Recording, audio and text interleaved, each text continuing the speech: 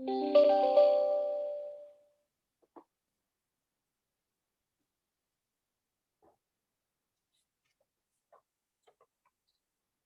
are you able to see the full screen of the webinar? Okay, perfect. Good morning. I see people are trickling in right now. We're going to go ahead and get started because we have a packed agenda. So my name is Julia Jacobs, and I'm a policy associate here at Groundwork, Ohio. Before we get started, I'm going to quickly run through some Zoom logistics. Today's discussion is being recorded, and the recording, PowerPoint, and resources mentioned throughout the webinar will be sent to you in a follow-up email later today. For this webinar, your camera and mute are muted. We cannot hear or see you. However, you are more than welcome to send questions and comments to the panelists in the chat box. Closed captioning will be provided today, and you can turn that on by clicking the closed captioning box at the bottom of the screen. And Janetta, the floor is yours. Thank you. Thank you, Julia, for those housekeeping remarks. And thank you, everyone, for joining us today. I want to welcome our small business panel that will be speaking with us today, and our guest speaker, Mayor Ginther. Thank you for being here, and thank you to all of you who tuned into this important conversation. I also want to thank Groundwork Ohio for co-hosting this forum with us today. And I also want to acknowledge the leadership of Groundwork's Executive Director, Shannon Jones, who is really insisting that we bring a lot of different perspectives to the debate around early childhood issues and childcare. And so thank you for acknowledging the importance of the economic and business perspective of this issue, and for inviting us into this partnership. We are really pleased to be here and doing this with you. We are here because our small business owners in our 10,000 Small Businesses Voices community, they have been very clear. I serve as the Midwest director for 10,000 Small Businesses Voices and interact with a lot of small businesses every day. We do surveys with our small businesses, and a consistent theme, especially in the last year, is that access to affordable childcare is important to them. And today we have 3 small business owners from our 10KSB Voices community that's going to talk about why it's important to them and why our community has identified this as an important issue. But before we jump in too far, I'd like to just share a little bit about who we are. We are 10,000 Small Businesses Voices, and we serve a community that has graduated from the 10,000 Small Businesses program. So what is the 10,000 Small Businesses program? It's a business education program that helps small businesses grow. It's delivered with in a conjunction not only with Goldman Sachs, but delivered in conjunction with community colleges and through a national cohort. It's a free 1-hour curriculum to these small business owners. And also, in addition to the education experience, 10KSB also provides capital and capacity building grants to small businesses. I'll make a quick plug. If you know anybody who owns a small business, who runs a small business and would benefit from something like this, they could go to 10ksbapply.com. You'll see it there at the bottom of the screen. We are always looking for new small businesses to be a part of the program. Julia, you can go to the next slide. I wanted to talk quickly about our footprint in Ohio. 10,000 Small Businesses launched in Cleveland in 2012. And then in 2019, we expanded to Cincinnati, Columbus, and Dayton, making Ohio the state with the most 10KSB sites. And just so you know the scale, since 2012, over 850 small business owners have completed programming, either at our site in partnership with Cuyahoga Community College, Sinclair Community College, Columbus State Community College, Cincinnati State Community College, and also through a national cohort program. So if you do know a small business who is not near one of those sites, they are able to participate through a national cohort program that really serves small businesses all throughout the country. We can go to the next slide, Julia. And so what we do as part of 10,000 Small Businesses Voices is we work with the graduates of our 10KSB program who are interested in advocating for bipartisan policies that matter to small businesses. Again, through our surveys, a lot of our small businesses wanted to weigh in on public policy, but they're running small businesses day to day. They're not always able to participate in policy debates or meet with elected officials easily. And so that's what we do in our 10KSB Voices community. They will meet with elected officials, speak on panels like they are today to share the small business perspective, take policymakers on tours of their businesses, and then work with the media to make sure that their voices are heard. We also do quarterly surveys of our small business owners. So if you're interested in accessing that data or the policy agenda that has come from that data, you can go to gs.com/lose small, lose big. And you'll see that link there on the screen. So Julia, we can go one more slide. So again, why we are here today is because we have heard loud and clear from our small business owners that childcare is an important issue to them. In September, we did a survey of our community, and 75% of small business owners say access to affordable childcare is important. And then earlier this year, we released more survey data that shows that 87% of our small business owners say Congress should prioritize increasing access to affordable childcare. And before I hand it over to Shannon for some opening remarks from the Groundwork perspective, I would like to play a short clip of Goldman Sachs CEO David Solomon being interviewed earlier this year in front of the United States Capitol, where we placed 10,000 yard signs to represent our 10,000 strong small business community. And those yard signs you will see represent the policy priorities of our small businesses. So Julia, would you mind playing that video? Small businesses are, first of all, thank you for having me. I'm thrilled to be here, out in the cold with you outside the Capitol on this gray morning. But small businesses are such a vitally important part of our economy. And they're so important in terms of how they employ, take care of families, contribute to the communities that we all live and operate in. And they've been so badly hit, so badly affected by the pandemic, and they need help. And some help has come, but more help is needed. And so one of the things we're trying to do by picketing here on the Hill is to let Congress know there are a number of things that small businesses still need help and support on to get to the other side. They can see the light at the end of the tunnel, but they need some help to get through the tunnel and get to the other side. Now, a lot of this is about stimulus, and Joe Biden himself has called the current package a down payment. So what is the David Solomon plan? What would you say is needed in terms of the amount needed to save this economy? So one of the things that we've done over the course of the last few months, given that we have over 10,000 businesses, small businesses that have been through our program over the course of the last decade, is we've gone out, we've surveyed them, and we've talked to them. And we've created something called 10,000 Small Businesses Voices, which is really an advocacy platform. And we've asked them, what do you need help with? And if you look at these placards that are here on the lawn, they raise a number of issues that the small businesses are saying, hey, we need help with this. And I'd highlight 3 of them to you that I think are very, very important. The first is they need access to capital. They need capital to bridge them through this challenging period of time. And something like the Restart Act, I think, is a good way to get at that. Second, they talk about the need to support the people who work for them, particularly around healthcare. And healthcare costs are just so prohibitive, often they're not in a position to take care of the healthcare issues that their employees have. And so they need some way to create better incentives to provide healthcare support for their employees. And third, because people are working harder, given the challenges they face, they need more help with childcare and just basic support so they can be present at work, but also make sure that their children are taken care of, while they're working and trying to keep their businesses afloat. Small businesses are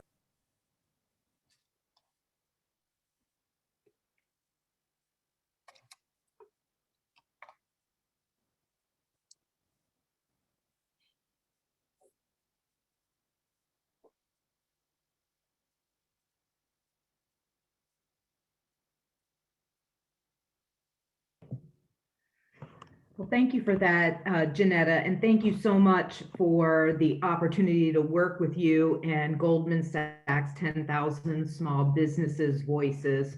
We're really honored to find our alignment with your organization to lift up our shared agenda around quality, affordable childcare for all Ohioans. I thought I would just spend a couple of minutes sharing with your members who Groundwork is, what we do, and why we do it. Our mission is really simple. We are a nonpartisan public policy research advocacy organization that is really focusing on the high quality early learning and healthy development strategies between that prenatal to age 5 period of time that really sets a strong foundation for not just our kids and our families, but our communities and our state. Next slide. What we do is pretty simple, at least simple to say, which is we advance quality early childhood systems by engaging and educating and mobilizing diverse stakeholders and strategic partners to promote data-driven, evidence-informed policies that really provide this strong foundation in our state. Next slide, Julia, is that this really underscores for us the why. Why do we do these things that we do? And it's really based in this idea that we know that early learning and healthy development are the most transformative strategies that help us improve school outcomes, increase the lifelong success of Ohio's children, and lay a strong foundation for economic prosperity in our state. What we know is that childcare is early learning in our state, that's where the vast majority of our kids are learning the social and emotional skills necessary to be successful in school, but really successful in life. And so as we think about our work with our business partners, we hear frequently that businesses are saying, look, we're willing to train employees in our skill or trade that we need. What we really need are people to show up with the social, emotional, and executive functioning skills necessary to be able to maintain their job and excel with success. And so we know that those skills start very early in the most formative years and provide this great opportunity to create this workforce of the future, while at the very same time providing the types of things, Janetta, that you were talking about that allow parents to be able to be in the workforce. So it's really a 2-generation strategy. The workforce for today, providing our businesses and their employees with the services they need to be successful in the workforce, while preparing our workforce for tomorrow. So thank you again, Janetta, for this opportunity to talk more about the importance of quality childcare, the affordability needs of quality childcare, and to really learn from a lot of your members along the way on how we can advance those policies. So I look forward to hearing your panel. Thanks, Janetta. Great, thank you. So now it is my privilege to introduce our guest speaker today. And our guest speaker is Columbus Mayor Ginther. Thank you for joining us, Mayor Ginther. It feels very appropriate that you are here with us because you have been an ally and a leader on both early childhood issues and also small business issues. So for you to be able to come to this conversation with the experience and leadership that you have brought on both of these fronts is just really appreciated. As many folks who are viewing this roundtable know, you have been an advocate for children and families and involved in this work really well before your time as mayor, when you served on the Columbus School Board as president of City Council, and then have continued that leadership as mayor. And we at 10,000 Small Businesses know your commitment to small businesses firsthand, because when Goldman Sachs was looking to expand their program into Columbus a few years ago, Mayor Ginther, you were one of our first calls, and you, of course, are always looking for opportunities for your constituents, and you saw the value in the 10KSB program. You helped us reach out and encourage businesses across Columbus to participate. And here we are several years later with that program being a great success because of this partnership with Columbus that we've experienced under your leadership. So Mayor, on behalf of both Groundwork and 10,000 Small Businesses Voices, we thank you for being an ally and for joining us today to talk about these issues. Well, thank you, Janetta, and good morning to everyone. I want to thank Janetta King, Goldman Sachs, Shannon Jones, and Groundwork Ohio, and looking forward to hearing from our panelists here this morning. Childcare and early learning is not only important for the education and development of children, but for the needs of our workforce. These are our working moms and dads and grandparents, aunts, uncles, and older siblings. The importance of childcare and early education, especially for working families, has been a real priority for us here in Columbus as part of my equity agenda. Since the beginning of my administration, we've provided the opportunity for 4,500 children the opportunity to attend quality early learning programs and crucial childcare for those 4,500 working families. Through programs at Recreation and Parks and the Department of Education, we provided after school and summer programming for tens of thousands of children. I don't know about you, but my workday doesn't end at 3 p.m. So let's not forget about the importance of these programs as well. Childcare is so important for our workforce, our economy, our families. Then when Governor DeWine closed just about everything in the state, childcare was one of the things we allowed to stay open on a limited basis. Governor DeWine knew that our pandemic frontline workers, first responders, healthcare workers, EMTs, police officers, firefighters, as well as other essential workers such as utility workers, grocery store employees, pharmacists, mail carriers, depend on childcare to do their jobs. And the governor provided important subsidies to childcare providers that closed because he realized how critical their mission was to our recovery. When childcare centers that did not serve essential workers were ordered closed, we continued to fund city-funded Early Start Columbus providers. In addition, in collaboration with Franklin County, we provided $8.2 million to 450 childcare providers in Franklin County for stabilization and recovery efforts.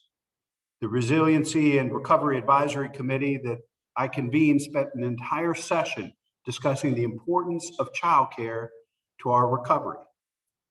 If we want to build a dynamic and inclusive recovery, it has to be equitable. And the foundation and cornerstone of that equity is childcare. Here's some startling statistics. A November 2020 Action for Children survey found that for 2/3 of providers, monthly revenue does not cover expenses. 42% of providers are paying more than $1,000 monthly for additional costs. Nearly 1/3 are experiencing staff shortages. And one of the key takeaways from a November 2020 survey conducted by the Columbus Chamber of Commerce was that 50% of businesses rely upon keeping open in-person childcare, including daycare and K-12 education, in order to operate. And we can't forget about the impact the pandemic has had on women in the workplace. Over 1 million women have left the workforce over the last year. The loss of women in the workplace will have a catastrophic impact to our economy and our community. For our community to equitably recover, to have that dynamic and inclusive recovery I spoke of, we need to support women returning to the workforce. And one of the greatest supports for these women is access to quality childcare for their families. I was so pleased to see some of the comments and information shared by Shannon Jones, when I ran for mayor, I was a big proponent of providing universal high quality pre-K. But what I learned after a year or two in my office is that we couldn't wait to invest in young people until they were 3 or 4 years old. And that's why I'm so proud that we are focused on becoming a national leader for kindergarten readiness. But kindergarten readiness doesn't start at the age of 4. It starts pre-birth and with better birth outcomes, and investing in young people and families to get them kindergarten ready by age 5, starting at the very beginning. And so that approach and that lens and that framework is so critically important, not just for children and families, but for the incredible small businesses that are the backbone of this community and communities all over the state and the country. You can see that we still have work to do, and I appreciate the chance to be part of this important discussion today. Thank you again for having me, and to Janetta and Shannon, thanks for your continued partnership with Goldman Sachs and Groundwork, Ohio. I look forward to hearing more from the panelists later on. Thank you, Mayor. Really appreciate those remarks, and the words you shared just really tee up our panel quite perfectly. And so I'm going to moderate a discussion. I'm going to introduce our panel, and Mayor, I would invite you, if you have any questions or comments in response to anything said, please feel free to join the discussion. I want to say a special thank you to our small business panelists. They are all part of the 10,000 Small Businesses Voices community. They graduated from one of our programs. And I want to acknowledge that I know you all are busy. You are running small businesses. Right now, that's very hard. And so we appreciate you stepping away from your small business, giving us your time, lending your perspective, and participating in education and advocacy around this issue. I'm going to go ahead and say a little bit about our 3 panelists and then ask each of them to speak. Haleema Shafeek is president of GOFS Commercial Interiors. That's a business in Columbus, Ohio. And she works with a variety of clients, including the federal government. And I just learned that she recently has begun working on a project with the NASA Glenn Research Center in Cleveland. So Haleema does just such great work, but is also providing a leadership role within our 10,000 Small Businesses Voices community, in that she serves as our Ohio Leadership Council chair. And she's involved very much in the larger small business community and an advocate for small businesses, and is going to have a great perspective on this issue. So thank you, Haleema, for joining us. I'm going to go ahead and introduce, before Haleema speaks, our other 2 small business owners. Another true champion of small business in this community, also from Columbus, Ohio, is Sharon. She's president of GoHR.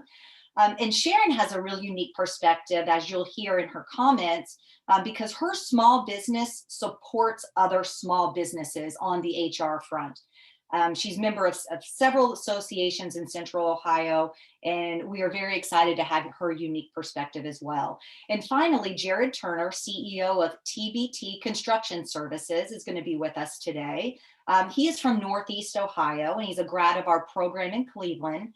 TBT Construction is a family-owned and family-run business. And Jarrod will be offering a perspective really from, this industry, the unique challenges that the construction workforce faces when it comes to childcare.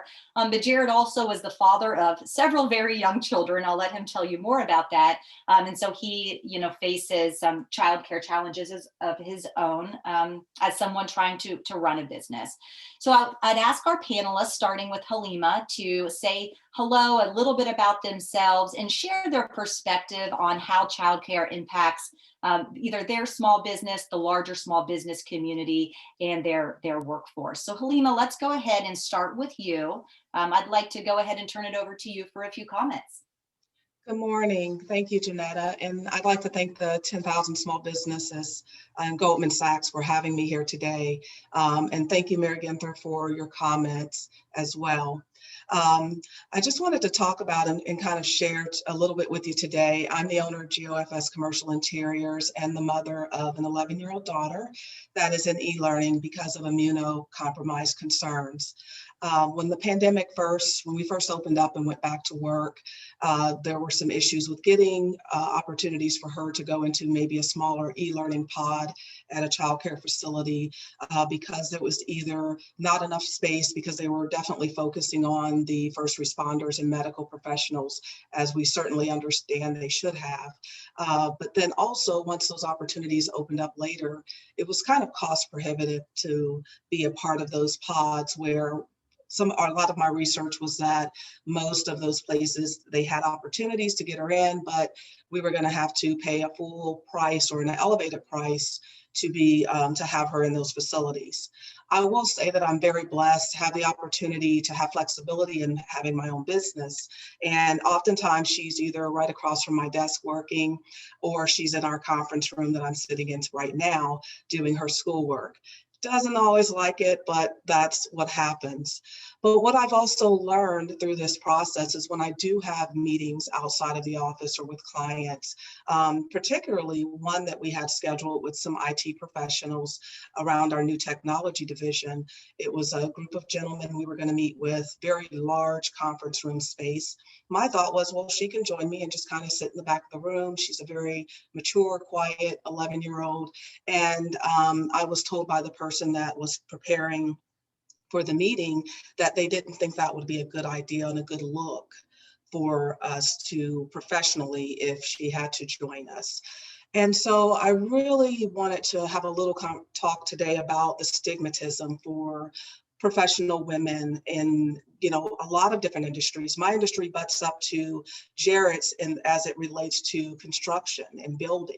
And those are pretty, male dominated industries. And it's not often, just like earlier this week, I was on a construction site with my pink hard hat, representing that, yes, there are women in this industry too. But, I think it's important that we shift and have conversation around the professional women who do and can do the things they need to do for our customers and clients, and sometimes have our children present when they're older children. I think it's a very positive thing for our children to see as well, and have them, when we can have them quietly present in the room while we're conducting business. So thank you very much for allowing me to share those comments with you all today. Thank you, Haleema. Really appreciate that perspective, and we'll likely be coming back with a few questions. I'll ask Sharon to say a few words now. And again, Sharon, I know you talk to a lot of your clients about this issue and are helping them work through this, in the day-to-day, and especially the challenges of last year. So would love for you to share some of those stories and some of the workforce issues you're working through with your clients. Certainly. So thank you, Goldman Sachs 10,000 Small Businesses, Mayor Ginther, and Groundwork Ohio as well, for inviting me to be here today. So initially, I really wasn't sure how I was going to contribute to this conversation. I don't have children of my own, so it seemed easy for me to really kind of take that NIMBY approach to things, not in my backyard. I don't have to worry about it. But the reality is I do have a business with employees who have children. And I watch them on a daily basis struggle to balance all of this. We do work remote. We work remote prior to COVID hitting, but they struggle. Even prior to COVID, they were struggling to balance everything, and especially in the past year. But as I was sharing coming on to this program with somebody else, it made me realize I actually do have a personal story that I want to share very quickly. Growing up, our family had to have two incomes, very blue collar family. It wasn't an option. And one of my parents staying home, and at that time it would have been my mother, just simply wouldn't have been an option. My dad, so how they handled it was my dad worked third shift and my mom worked first shift. And what that ensured was there was always a parent there before and after school for us at some level. And I never really knew the why, but as an adult, it kind of finally really hit me when we started having these conversations. And it really was to balance out so our parents could be there when we were there. And then they worked, they slept, whatever, while we were in school. But really, many families just aren't that lucky. And I can only imagine those types of arrangements just simply don't strengthen a family and probably put a lot of added stress on them. And that's something that we also have to think about as well. Um, so that's how my family functioned. And, as we were going down the path of preparing for today, I reached out to all of our clients and I asked them to share their stories and how they were navigating a lot of this. And of course, fear of losing a job underlies all of this for so many people who responded. Um, Owners coming in and saying it wasn't an issue until COVID hit, or at least it wasn't something we thought about and talked about. But here are a couple examples of feedback that some of our owners shared with us, some of the people that we work with on a daily basis shared with us. Families being put on wait lists to get access to childcare and burning through their paid leaves and their unpaid leaves while they're waiting to get moved off of those lists, and into childcare. And so that leaves them with nothing the rest of the year. That leaves them in jeopardy of losing their job when they've burned through all of those leaves. Access to childcare when families work compressed schedules, intermittent schedules, or even part-time schedules. A lot of childcare options require payment for full-time childcare, whether you need full-time or not. And quite honestly, most families really actually need drop-in solutions. Um, Working from home is really not a long-term solution, as I'm sure most of us have figured out. Younger kids don't understand that when mom and dad are there, they're not there for them. And so parents start working in between homeschooling, in between kids being kids, in between the distractions that happen when the kids are there. And so what we're finding, and I'm seeing it with my own employees, they're working a couple hours in the morning, an hour here, an hour there into the night. Again, that's not healthy mentally, that's not healthy physically. Flexible spending accounts do allow for employees to use money toward childcare, but if the provider is a trusted family member or even a friend, unless they set up an actual business to claim that money that's coming from the flexible spending accounts, they can't use that money toward those solutions. And then we have the challenges even still today of schools, childcare vacillating between hybrid options, fully online, fully in the school. And again, the childcare model that we have today just doesn't reflect the flexibility of how small businesses have been forced to respond or even to around that to remain viable and innovative. And I look at court ordered garnishments that run between 15 and 25% in most cases. That's less than what I'm seeing families pay for child support. Court ordered requirements cost less than childcare for families to take care of business. And this is just not good. We keep hearing how small businesses are the backbone of our economy, but when our small businesses cannot operate, we really do lose big. We lose the trickle up impact that over 30 million businesses have on our collective economy. And it's a problem we have to solve. Thank you. Thank you, Sharon. Those were great comments. And then Jarrod, I'll ask you as our final panelist to weigh in here with a few remarks before we go to a discussion. Go ahead, Jarrod. Get myself unmuted and be ready to go here.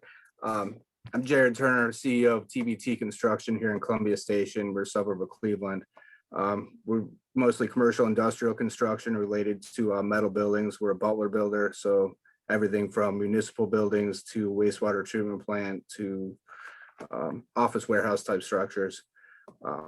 But I just wanted to thank everybody for having me here as a part of the panel today. I also have 3 young girls of my own. They are turning 2 on Wednesday next week. One's 4 and one is 6. So I've got one in preschool, one in kindergarten. And yeah, life is pretty crazy right now for me with that. So to go along with that, my wife is also a preschool teacher at the Berea City Schools at a public school here. And I'm kind of living firsthand all of the issues that everybody's talking about for myself, as well as with a lot of my employees that, pretty often we have to kind of make scheduling changes and try to coordinate around days off for school and this and that. And there's a whole lot going on, especially this past year with the COVID things going on.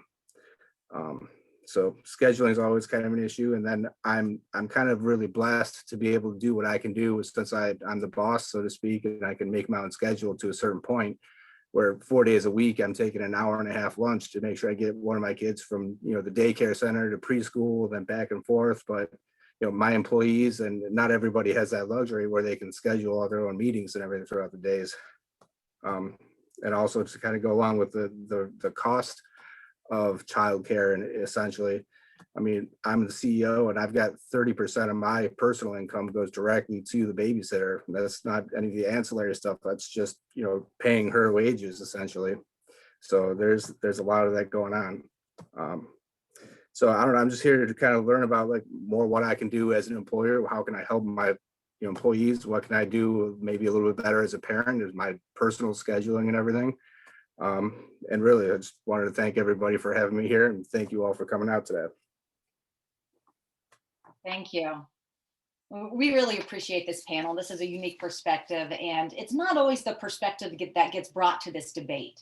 And so thank you for, even though that you all don't work in the early childhood space, for just being experts on running small businesses and telling your story.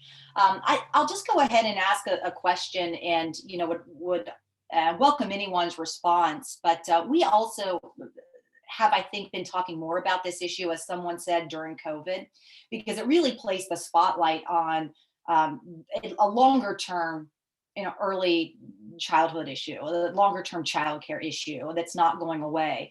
And I hope the debate doesn't stop after, schools reopen or after the childcare facilities get back to quote unquote normal, because there is a longer term issue. Does anyone want to respond to that in terms of their experience even before COVID, or why you think that this should be something that continues to be front and center for policymakers? Because the impact of childcare on small businesses is not going away, and we have long-term issues to address. So I'd open it up for anyone to respond to that question. I would like to just kick it off real quick, Janetta. What I keep telling everybody when we're talking about work from home and things like that is that genie's out of the bottle, and we can't go back.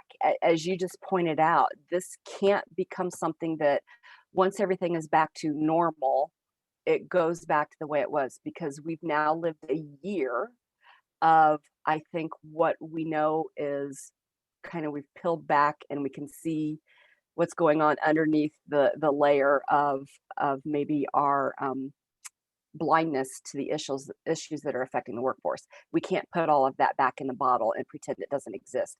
I think we have been given the onus, the burden, or the gift to now really deal with these issues the way they need to be dealt with to move forward as a community. Thank you. Does anybody else have anything to add? You can unmute yourself and just jump in. Sure. I also wanted to add, because in the commercial interiors industry, we are seeing and finding out that the numbers are about 40% will remain in a work from home environment. And so what that means is that a lot of organizations have found that this is a good solution for their company, and as well as for the individuals who are doing their work and doing a great job in this environment. But I think that conversation around childcare and the balance of that is going to continue, and also employers having the understanding of, when you're at home and you maybe have your child at home with you, are you parent, are you teacher, are you doing the job you're doing for me, and when are you doing those things, so that there's the comfort level of the fact that people are doing their jobs even though they're at home, and they are still managing their lives and finding a good life balance with their children and their families. So I think the conversations around all of that should continue, and it's important for all of us as employers and employees to understand that we need to make sure that we're having those discussions, so that we can continue to look at what are my childcare needs specifically, and are they part-time, full-time, and how do I make that work, and have my employer have a clear understanding of what those needs are too. Thank you, Haleema. So I want to ask just one last question before we turn it over to Groundwork Executive Director Shannon Jones to tell us a little bit about what we can do in terms of advocacy and education on this.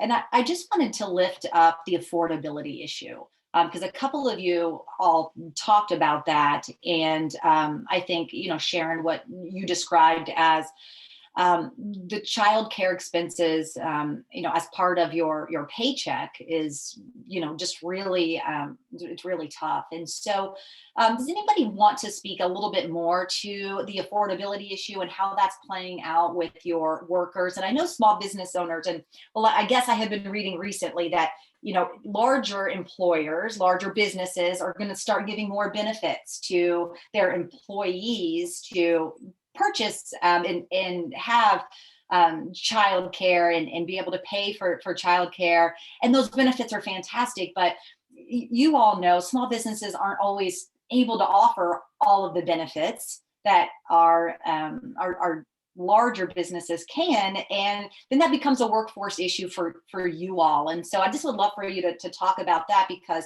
at some point I think there is going to have to be some policy and government solutions to this that Shannon will certainly talk about here at the next part of this roundtable. So does anyone want to respond to that? Yeah, so from my end, I just need to get my revenue and get built up to a point where I can start offering some of those benefits, I suppose. But it would be great if there was some sort of supplemental something that could help me do that. I kind of almost am in the same statistics with my wife potentially coming out of the workforce to offset the childcare cost, because every year before the school season starts, we kind of just do a real quick math formula check, make sure that it's economically feasible and it makes sense for it to actually continue working to offset the daycare costs and make sure that it's actually a worthwhile thing to do. Because to be honest, it can be cost prohibitive to a certain point where it's more cost effective for us as a family for her potentially to just stay home and not have to pay the daycare costs. So like I said, we're kind of living it on both ends of the stick on that stuff. Thank you. Oh, go ahead, Haleema. Okay, thank you. No, I just wanted to piggyback off of Jarrod, because just that comment that he made about he and his wife making those decisions every year, as small business employers, we too are competing with all of these larger companies for talent.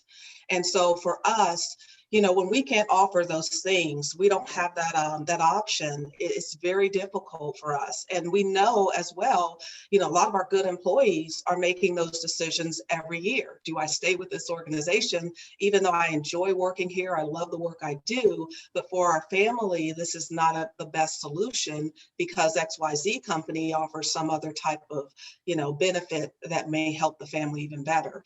If there were some type of program or assistance in place, I think to help small business owners to make these offers to their employees, that I think would be beneficial.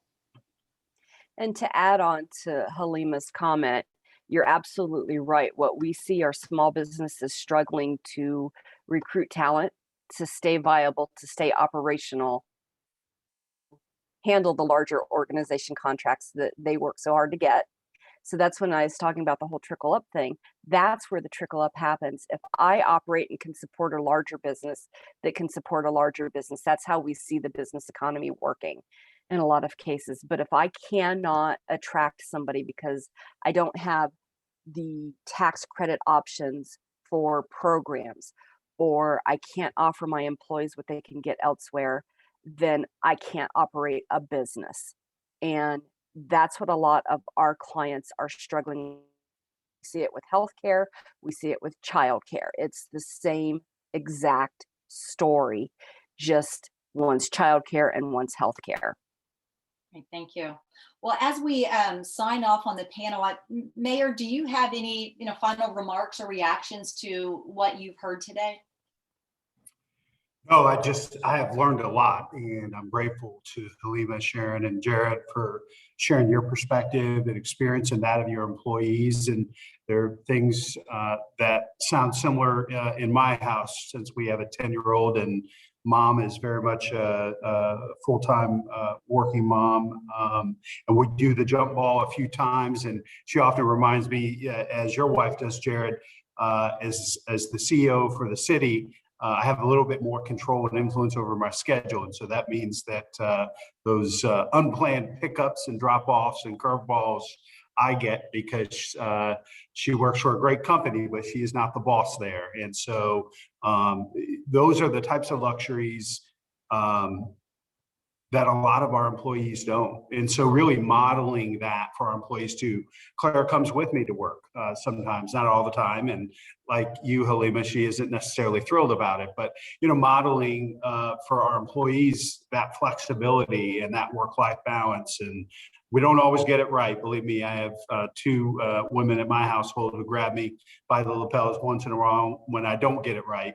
But I think this really speaks to, if we want the recovery that we want to see, particularly for small businesses, the amount of childcare centers that have gone out of business that may not come back, both home providers and centers, this has got to be a top priority for us. And so today's session has me thinking, if there is another round of stimulus that's passed by the federal government and sent to this city, is this a place we ought to think about a P3 for small businesses for childcare, so that our small businesses can continue to navigate this COVID environment, this pandemic, attract and retain the best talent, and grow into the future. So I really appreciate the perspectives here this morning.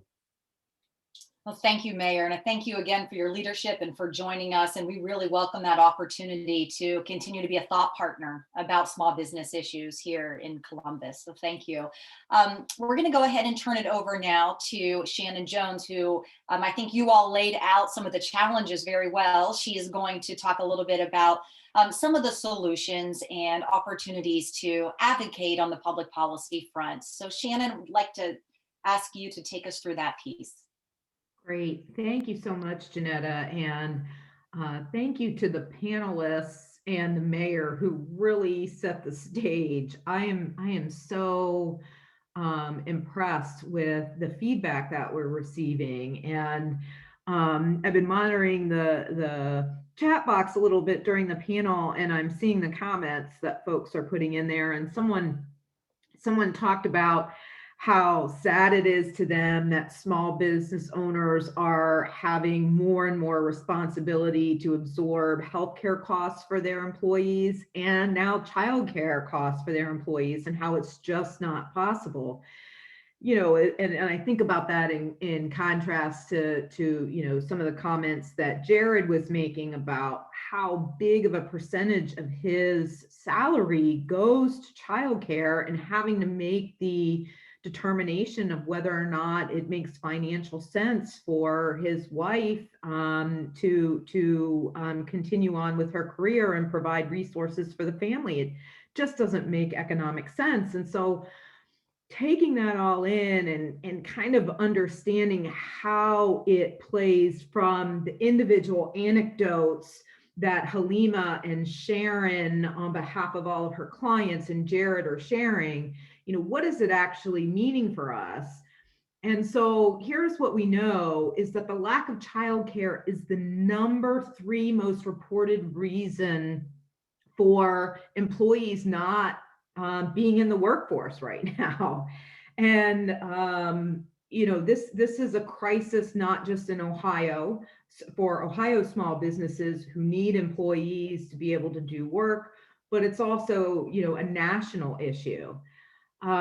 We know, based on this U.S. Chamber Foundation survey just at the end of last year, that 2 out of 3 working parents have had to change their childcare arrangements due to the pandemic.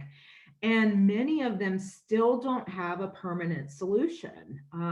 So again, small businesses are really in the crosshairs here. We also know that 2.3 million women across this country have left the workforce since February of 2020. And then another 1.8 million men have left the workforce since February at the same time. So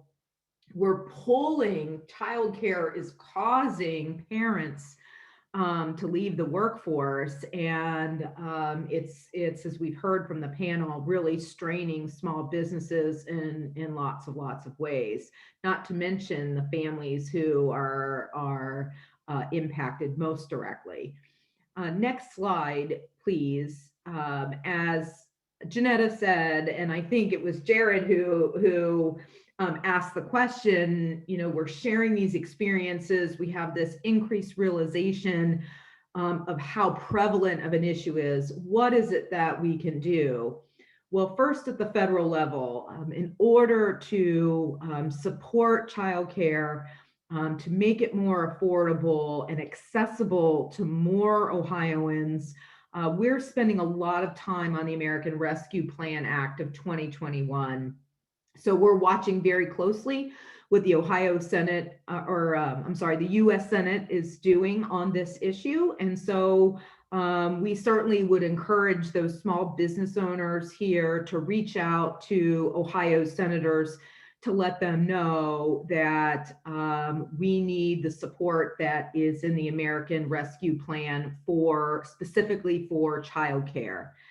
On the next slide, we can see some of the issues that we're dealing with at the state level. So there's two pieces of legislation that are currently in the Ohio General Assembly related to this issue. The first is our state budget. I mean, this is really, as all budgets are, and Mayor Ginther can attest, our budget is a statement of what our state's priorities are. And so we need to lift up your voices towards the state biennial budget. And that's happening now. And I think in the chat, there's a link. If you'd like to go on it now, you can directly and easily communicate with your state legislator on this matter. There's also another bill, House Bill 145, that was just introduced by Representatives Mary Lightbody and Andrea White. This is a bipartisan piece of legislation that is trying to advance the idea that we need to get more families eligible for childcare support. And so we really would encourage you to pay attention to this legislation as it begins its process, to share these stories with your members of the General Assembly about why we need more families to get help to pay for childcare. The burden shouldn't be on the small businesses to be able to do that. We need to work together for this public good. And then the last slide is, just some other ways to really think about how in your work you can elevate your voice. So we mentioned this voter voice platform that was in the chat box. So we encourage you to use that. We'll also be sending it out to everyone registered for this webinar with a very easy link, and you'll see how easy it is. We would invite you to follow us on our social media handles as we're educating the public and policymakers alike. So we hope you'll participate in that conversation. We know social media is a tremendous opportunity to educate the general public, other business leaders, but also our policymakers at the local, state, and federal level. So we hope you'll join us in that. We also have a weekly newsletter. I encourage you to sign up for our newsletter. This will keep you updated on the policies that are moving through the state and federal governments and how you can engage with us, as well as registering for events like this if you want to learn more. And so we have two events coming up. One is in a couple of Fridays from today, so 2 weeks from today, called the Laying the Groundwork Summit, where it's going to focus on our House members and their work around the budget. It's a free event, and we encourage you to participate. We'll have one later in the year in April that's focused on the Ohio Senate when the budget moves to the Senate. So a couple of great ways to engage that are easy, don't cost a lot, but your voices are so important to bring to this conversation. So with that, I'm going to turn it back over to you, Janetta, for some final thoughts. Very good. Thank you, Shannon. I also wanted to just speak a little bit to those in the small business community, especially those who are part of 10,000 Small Businesses Voices who joined today. As you all know, we are doing advocacy campaigns from our 10,000 Small Businesses Voices platform. So we are going to be engaging more on childcare, hosting more policy discussions on this issue, and providing opportunities for you to weigh in on the legislation that Shannon has shared. So you'll be seeing more communication from me and more opportunities to weigh in. I also would just like to reiterate again that if you or a small business owner that you know are interested in learning more about applying for the 10KSB program in Ohio, it's 10ksbapply.com. We would love to have you as part of this 10,000 Small Businesses Voices community.